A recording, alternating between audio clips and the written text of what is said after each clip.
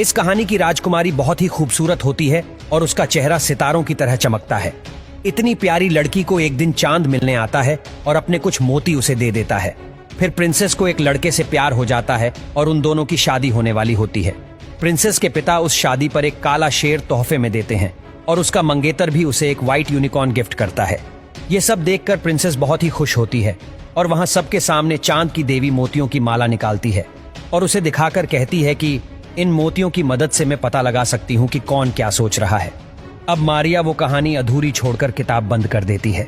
अब मारिया अपने अंकल के पास जाती है तो वहां पर एक बहुत ही बड़ा काला कुत्ता होता है और बहुत ही डरावना दिखता है।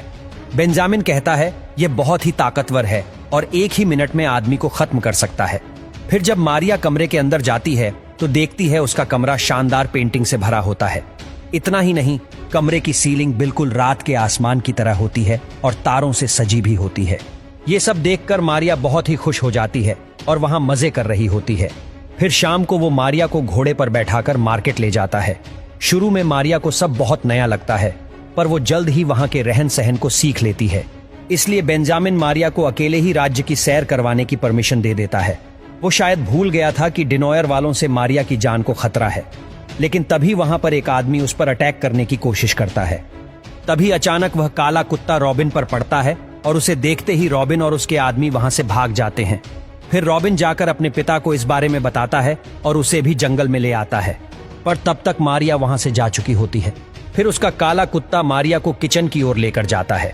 रास्ते में एक बड़ा आईना होता है जिसमें उस कुत्ते की बजाय एक बहुत बड़े काले शेर की परछाई दिखाई देती है।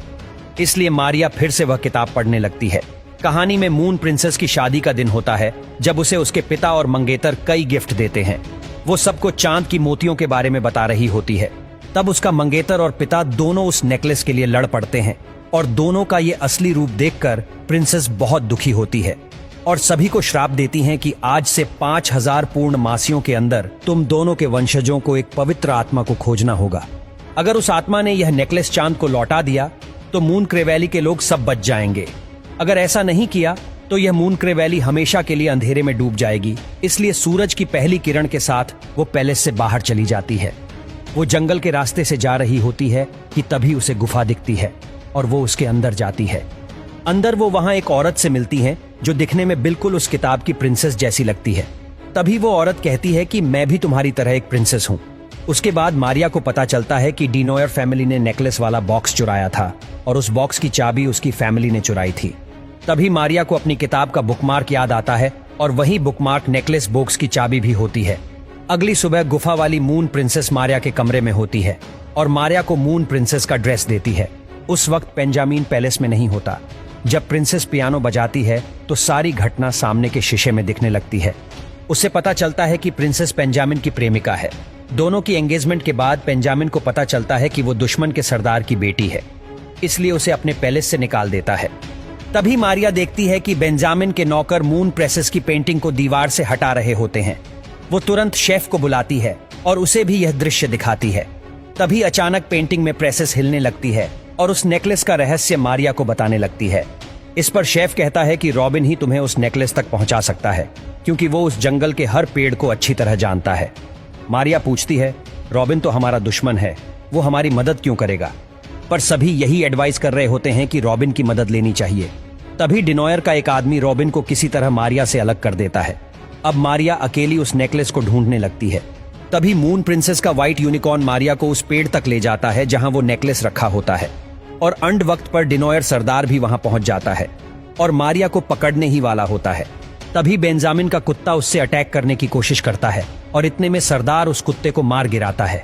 रॉबिन को मारिया की आवाज सुनाई देती है और वो तुरंत वहां पहुंचकर मारिया को अपने पिता से बचाता है। फिर वो मारिया को लेकर दूसरी ओर भागता है। उनसे बचने के लिए भी दोनों एक बड़े पेड़ के अंदर चले जाते हैं जहां एक गुफा होती है और गुफा के अंदर मारिया की नजर उस नेकलेस पर पड़ती है। इतने में डिनॉयर के आदमी भी वहां पहुंच जाते हैं। अब मारिया और रॉबिन व्हाइट यूनिकॉर्न के पीछे भागते हुए एक सीक्रेट टनल से बाहर निकलते हैं। वहां एक समुद्र होता है। अब वहां डिनॉयर खानदान के सरदार और दोनों के आदमी जमा होते हैं। उस रात पूर्णिमा भी होती है। पहली मून प्रिंसेस के श्राप के अनुसार अगर एक पवित्र आत्मा ने आज के दिन वो नेकलेस चांद को नहीं लौटाया तो पूरा शहर अंधेरे में डूब जाएगा। सरदार मारिया से नेकलेस चुराने की कोशिश करता है पर प्रिंसेस अपने पिता को रोकती है। और समझाती है कि वो बहुत बड़ी गलती कर रहा है। मारिया भी अपने अंकल से कहती है कि आप दोनों इस लड़ाई को खत्म कीजिए और इस नेकलेस को समुद्र में डालने की परमिशन दीजिए, पर कोई उनकी बात मानने को तैयार नहीं होता, इसलिए वो खुद ही नेकलेस समुद्र में फेंक देती है और समुद्र उसे स्वीकार नहीं करता और नेकलेस मारिया को वापस लौटा देता है और सारे मोती उसकी ड्रेस पर चिपक जाते हैं।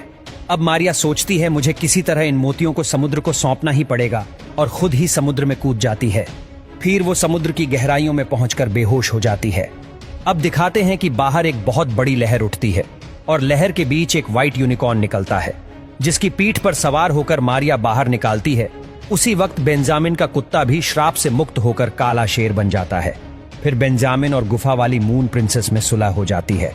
अब इन दोनों खानदानों के बीच की दुश्मनी भी खत्म हो जाती है।